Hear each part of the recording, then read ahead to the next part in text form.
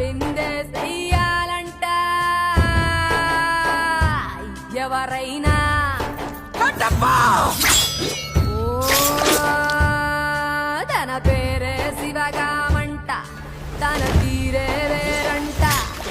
తన పేరే సవితే ఎవరైనా హడలే హడలంట